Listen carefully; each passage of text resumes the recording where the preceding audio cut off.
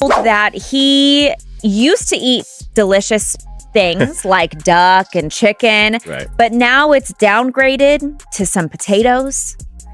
Not a very appetizing meal that he had last night. And by the way, if you've heard of MDC Brooklyn, this detention center, it's probably because R. Kelly has stayed there, Fetty Wap has stayed there, Michael Cohen, Allison Mack, and Ghislaine Maxwell. A lot of famous people have gone here before. Really, baby, let me tell you, Diddy is not doing good at all in that prison. Like, he went from fancy food and big parties and all that wild mess to sitting in a tiny dirty box in that Brooklyn jail that everybody calls hell on earth. And now he just sits alone every day crying to his lawyer, begging to get out because he can't handle being stuck with all the crazy stuff he did playing in his head. And girl, he got a huge substance problem too, so his lawyers keep trying to use that to get him out. But no judge is gonna let him out because he might run away, even though he gave up his mansion and took all his mama and kids' passports, even little baby love. But still, everybody knows Diddy will save himself before he saves anyone else. And that's why they keeping him locked tight and scared for his life.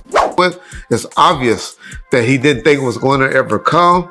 And so that's why he didn't, or he was prepared, and his attorney was telling him, hey, I'll be able to get you bail. You'll be out of here, which we found out that not to being accurate. Girl, let me tell you, Diddy could have dipped to Bali with Russell Simmons or some hidden island months ago, but his big ego made him think he could wiggle out this mess like he'd been doing for years. And now, if any judge ever lets him out on bail, all them witnesses better sleep with one eye open, because the diddler gonna come running. And baby, I keep thinking about that Halloween when he dressed like the Joker, because the vibe was too real. But anyway, he's stuck in that rough, dirty prison crying to his lawyers every day, begging for bail, just so he can eat something decent, because those sad little Swedish meatballs in there are not giving at all. You have a plastic chair, you have your bed with a 1.5-inch mattress, no pillow, and you also have a locker.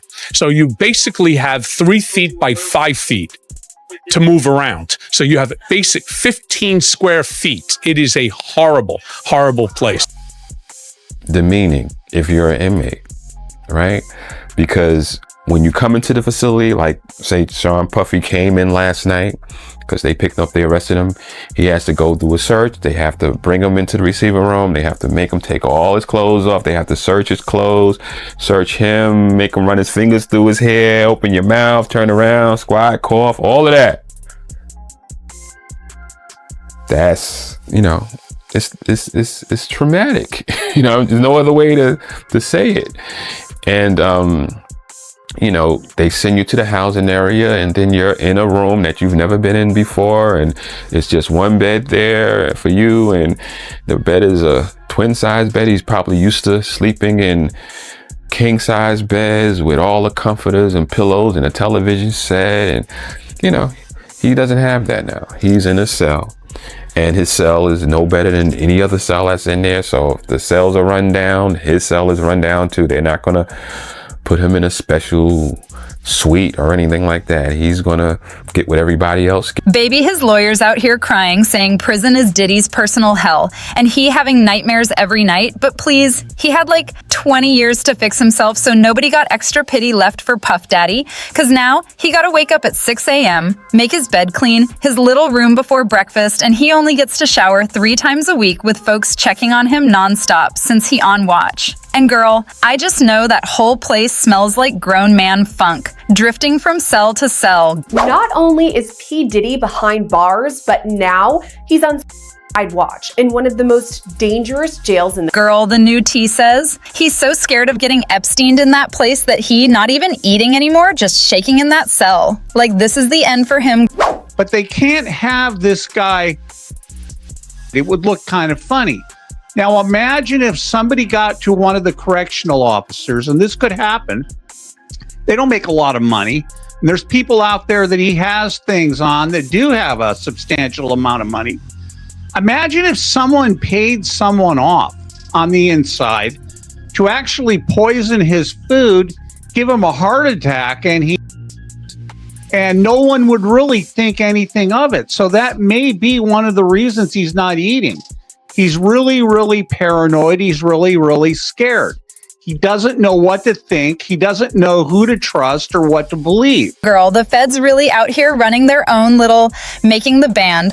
And it is honestly hilarious because the same man who had people walking from Harlem to Brooklyn for cheesecake is now losing his mind because he got to clean a tiny cell. Like, please, anyway. When they raided his house, they found that huge bag of pink Toozy pills, and everybody already knew that was his favorite. Lil Rod was grabbing it for him. Young Miami stayed playing delivery girl, keeping him fully stocked. And when he wasn't popping the pink stuff, he was on those gummies laced with nose candy. And now, behind bars, he got none of it. He's stuck in isolation, so he can't even sneak anything in, even if he wanted to. His lawyer's out here telling everyone that he tired all day, he weak, he's shaking, he craving everything he used to take, and baby, if they keep him locked up like this much longer, he gonna end up battling depression, anxiety, all that. Cause for the first time in years, he actually has to sit sober with his own thoughts and demons, and he can't handle it one bit. To me that, or unfortunate that 24 hours before he was about to go to jail,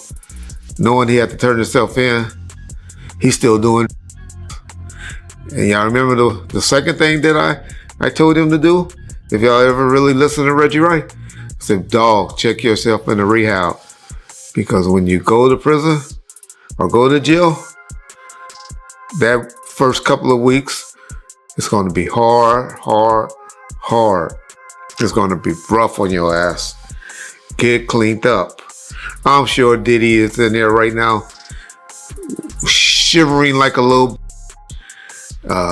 shaking, shitting, throwing up, and going through major withdrawals. And so he don't even have time to concentrate on what's really happening to him right now because he's feeling like a piece of shit right now. And that's unfortunate for those y'all say, oh, he wasn't on like that, or trust me, when they arrested him, he had some form of narcotics on him when he got arrested.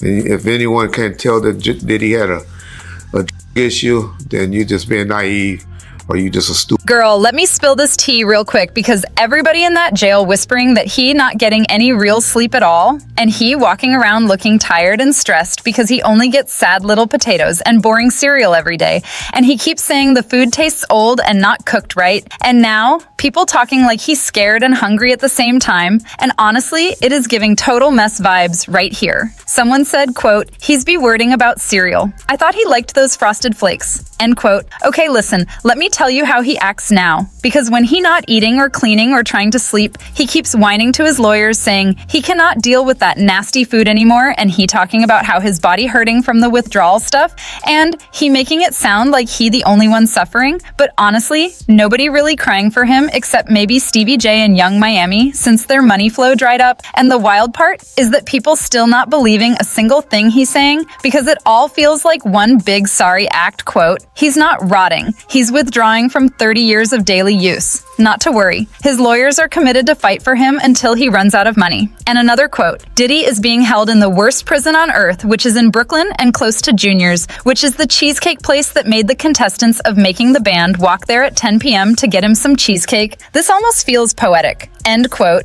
And another with enough baby oil he could probably slip through the bars and escape though. End quote. And yet another quote, bad boy for life, taking a new meeting, 25 to life. Every breath you take, every move you make, they'll be watching you, end quote. Girl, it looks like Diddy got nobody fighting for him at this point, but tell me what you think.